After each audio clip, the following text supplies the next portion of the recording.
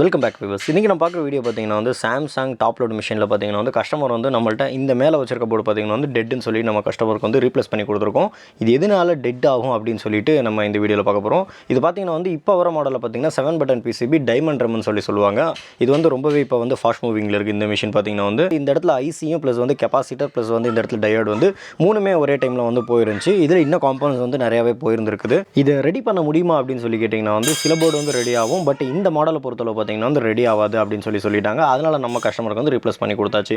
இது போகிறதுக்கான main reason பார்த்தீங்கன்னா வந்து நம்ம வந்து மிஷின் வந்து ஆஃப் பண்ணிட்டு, அதாவது வந்து டைரெக்டாக வந்து இந்த இடத்துல பவர் பட்டன் மட்டும் ஆஃப் பண்ணிடுவோம், மெயின் சுவிட்சை வந்து நம்ம ஆஃப் பண்ணாமல் விட்டுருவோம். அதனால் பார்த்தீங்கன்னா வந்து பக்கத்தில் இடியோ மின்னலோ பத்தாததுக்கு டிரான்ஸ்ஃபார்மர் பிளாஸ்ட் ஆகிறது, ஹை வோல்டேஜ் லோ வோல்டேஜ் அந்த மாதிரி எதனாச்சும் வந்துச்சுன்னா இந்த இடத்துல வந்து காம்பவுண்ட் வந்து வேகமாக போகிறதுக்கான சான்சஸ் வந்து அதிகமாக இருக்குது.